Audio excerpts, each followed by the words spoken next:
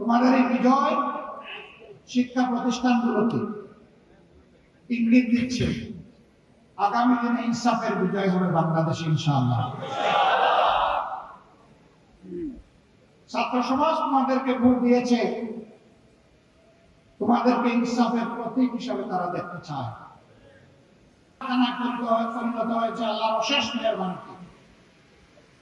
এই সম্মান, এই দায়িত্ব উপলব্ধি করে ছাত্র শিবিরের প্রতিটি কর্মী সমর্থককে নিজেদেরকে গড়তে হবে এবং তার সহপাঠীদেরকে গড়ার জন্য দায়িত্ব নিতে হবে। আমরা দেখতে চাই আর কোন শিক্ষা প্রতিষ্ঠানকে, কোন শিক্ষককে অপদস্থ করা হবে না, বরঞ্চ ছাত্র এবং শিক্ষকের সম্পর্ক হবে পিতা পুত্রের সম্পর্কের মতো। আমরা সেই পরিবেশটাই দেখতে চাই। অতীত দিনগুলোতে অনেক বেদনাদায়ক দৃশ্য আমরা দেখেছি। এই কাজ যারা করেছেন তারা নিন্দিত হয়েছে। আবার এই কাজের পুনরুত্থান বাংলাদেশের ছাত্র সমাজ বরদাস্ত করবে।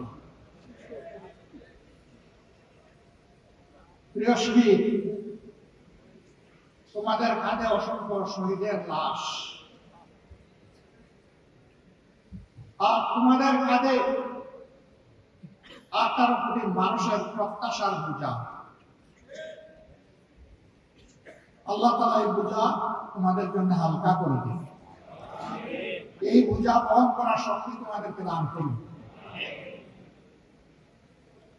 তোমাদের এই বিজয় শিক্ষা প্রতিষ্ঠানগুলোকে ইঙ্গিত দিচ্ছে আগামী দিনে ইনসাফের বিজয় হবে বাংলাদেশে ইনশাআল্লাহ। ছাত্র সমাজ তোমাদেরকে ভোট দিয়েছে, তোমাদেরকে ইনসাফের প্রতীক হিসাবে তারা দেখতে চায়। অন্য কোনো কারণ নেই। আজ বাংলাদেশে ইনসাফের বড় অভাব, আর সেই ইনসাফের ভিত্তি হচ্ছে আল্লাহর কোরআন।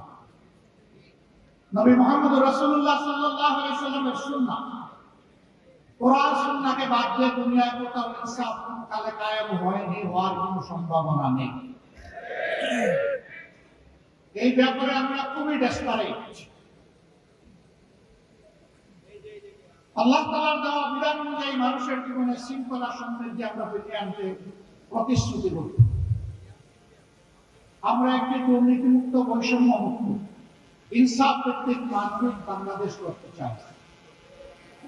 এমন একটি শিক্ষা ব্যবস্থা তোমাদের জন্য আয়োজন করতে চাই, যে শিক্ষা ব্যবস্থা তোমাদেরকে মানুষের মতো মানুষ হতে সাহায্য করবে, যে শিক্ষা ব্যবস্থা তোমাদেরকে শিক্ষার চরম উৎকর্ষে পৌঁছে দেবে এবং এই শিক্ষা নিয়ে উন্নত চরিত্র নিয়ে দক্ষ কারিগর হয়ে তোমরা সমাজ গঠনে আত্মনিয়োগ করবে।